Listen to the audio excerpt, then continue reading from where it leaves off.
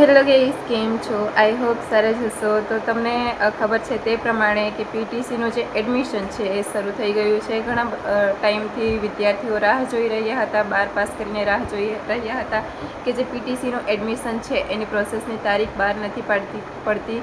તો ફાઇનલી એ તારીખ બહાર પાડવામાં આવી ગઈ છે. 24 જૂન 2026થી પીટીસીનું એડમિશનના ફોર્મ ભરાવા શરૂ થઈ ગયા છે અને 5 જુલાઈ સુધી પીટીસી માટે ફોર્મ ભરી શકાશે. એટલે જે પણ વિદ્યાર્થીઓ પીટીસી માટે એડમિશન લેવા માંગતા હોય તો તેઓ જલ્દીથી જલ્દી ફોર્મ ભરી દે. હવે જો તમને ખબર ના પડે કે કેવી રીતના ફોર્મ ભરવાનું છે અને કયા કયા ડોક્યુમેન્ટ જોઈશે, તો અમારા જે આ વિડીયો છે આ છેલ્લા સુધી જરૂરથી જોજો, જેથી કરીને તમને ફોર્મ કેવી રીતના ભરવાનું છે, કયા કયા ડોક્યુમેન્ટની જરૂર પડશે તેની માહિતી મળી રહે. અને જો તમારી પાસે અવેલેબલ હોય લેપટોપ પીસી અવેલેબલ હોય તો તમે જાતે પણ પીટીસી માટે ફોર્મ ભરી શકો છો. તો પૂરતી માહિતી માટે આ વિડીયો છેલ્લા સુધી જરૂરથી જોજો. તો ચાલો શરૂ કરીએ કે પીટીસીનું એડમિશન માટેના જે ફોર્મ છે એ કેવી રીતના ભરાશે. એના માટે નીચે લિંક છે ડિસ્ક્રિપ્શનમાં મેં આપી દીધેલી છે, ત્યાંથી પણ જઈને તમે ડાયરેક્ટલી વેબસાઇટ પર જઈને ફોર્મ ભરી શકો છો. ચાલો તો હવે વિડીયો શરૂ કરીએ.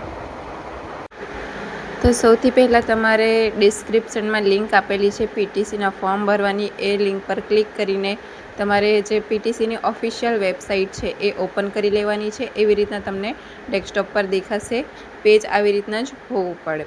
હવે એમાં સૌથી પહેલાં તમારે અહીંયા ઓપ્શન આપેલા છે રજિસ્ટર અને એપ્લિકેશન લોગિનનો. તો સૌથી પહેલાં તમારે રજિસ્ટર પર ક્લિક કરવાનું છે, કેમ કે તમે સૌ પ્રથમવાર ફોર્મ ભરતા છો.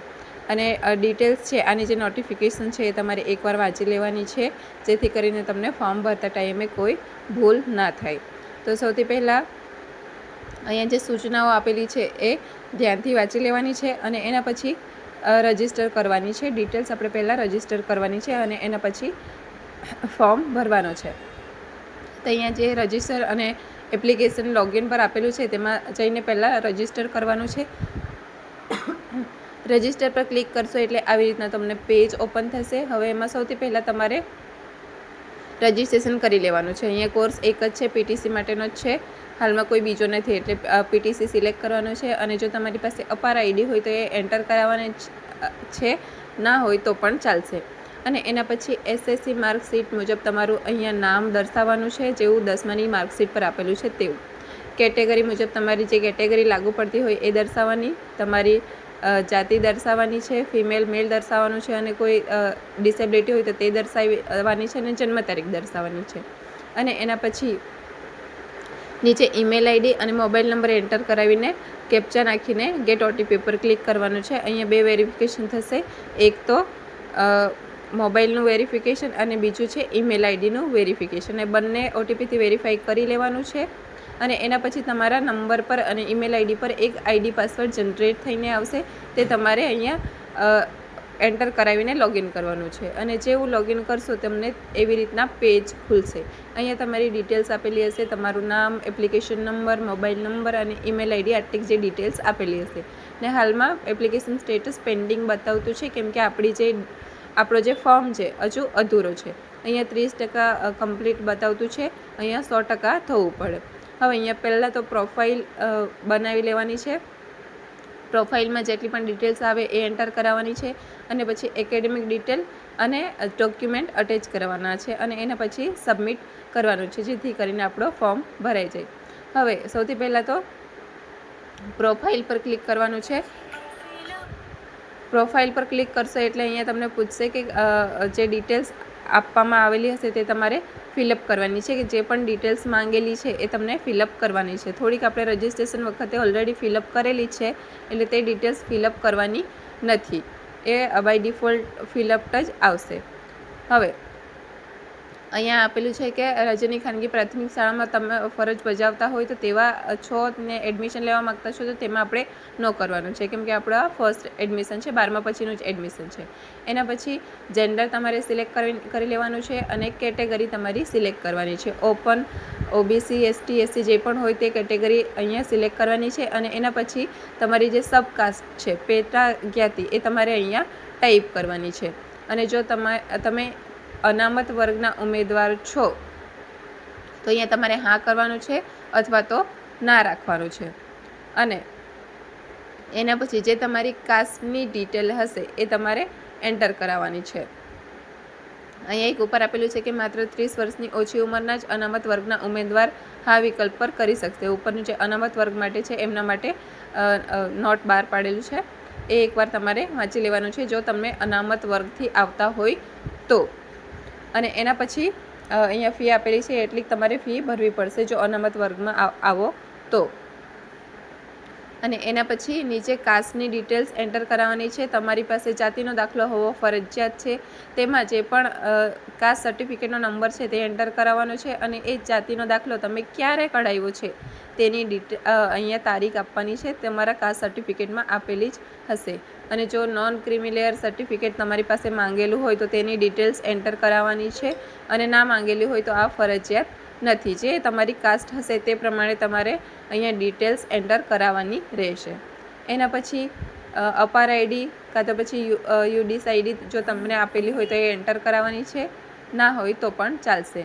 એના પછી તમારે એડ્રેસ એન્ટર કરાવવાનું છે. જે પણ તમારે આધાર કાર્ડમાં એડ્રેસ આપેલો હોય તે તમારે અહીંયા એન્ટર કરાવી લેવાનો છે. અને પછી જો પરમનન્ટ એડ્રેસ પણ તે જ હોય તો તમારે સેમ એડ્રેસ ત્યાં ટિક માર્ક કરાવી દેવાનું છે.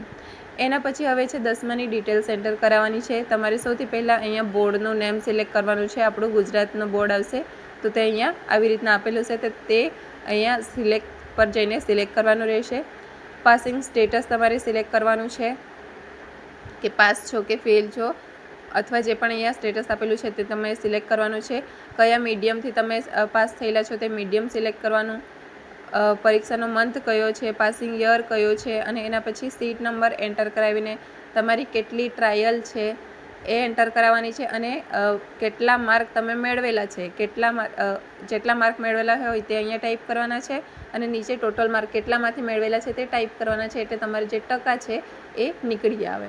એના પછી મીડિયમ સીટની પ્રેફરન્સ કરવાની છે કે તમે કયા મીડિયમથી પ્રવેશ મેળવવા માંગતા છો. અહીંયા જે ડિટેલ આપેલી છે, નોટ આપેલું છે એ તમારે ધ્યાનથી એકવાર વાંચી લેવાનું છે. જો તમને લાગુ પડતું હોય તો આ તમારે સિલેક્ટ કરવાનું છે, નહીંતર આને તમારે ઇગ્નોર કરવાનું છે, બરાબર. અને એના પછી નીચે આપેલું છે ડાંગી કેટેગરીમાં પ્રવેશ મેળવવા માંગતા છો તો તેમાં તમારે હા કે નામાં ઓપ્શન આપવાનું છે.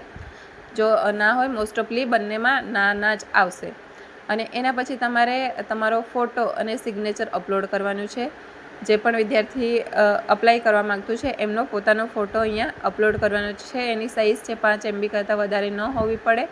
અને અહીંયા સિગ્નેચર અપલોડ કરવાનું છે, એની સાઇઝ છે એ 2 MB કરતાં વધારે ન હોવી પડે. અને જે ફોર્મેટ છે એનું JPG ફોર્મેટ રહેશે, તેમાં તમારે ફોટો અને સિગ્નેચર અપલોડ કરવાનું છે. અને એના પછી સેવ એન્ડ નેક્સ્ટ કરવાનું છે. સેવ એન્ડ નેક્સ્ટ પર ક્લિક કરશો એટલે તમને અહીંયા 12માની ડિટેલ્સ ઉમેરવી પડશે.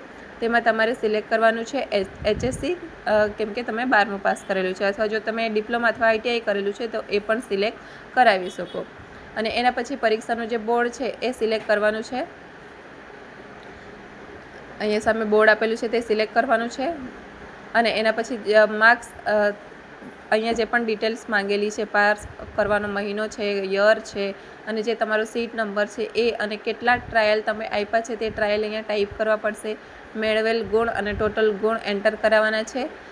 જે પણ તમારા ટોટલ માર્ક્સ આવેલા છે તે અને જેટલામાંથી આવેલા છે તેના પરથી તમારી જે ટકાવારી છે એ નીકળી આવશે.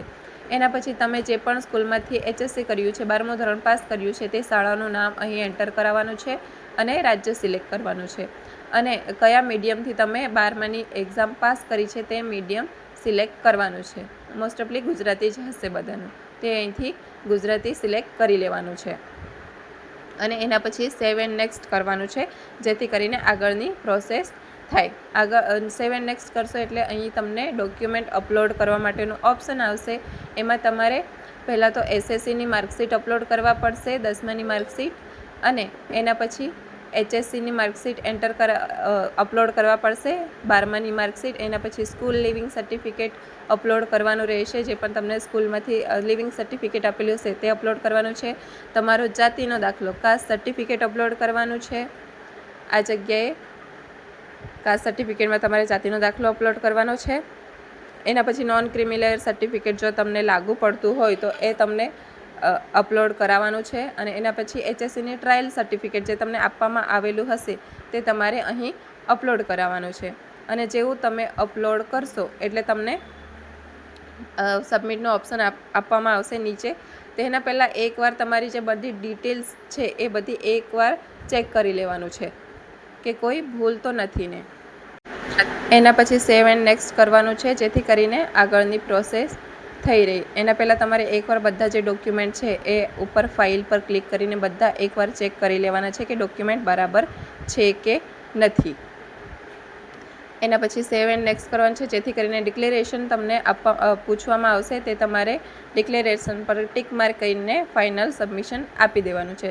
એના પછી આ તમારો અહીંયા જે પ્રોફાઇલમાં છે એ 100% બતાવશે એટલે કે તમારો જે ફોર્મ છે એ સારી રીતના ફિલઅપ થઈ ગયો છે, પૂરેપૂરો ફિલઅપ થઈ ગયો છે. અને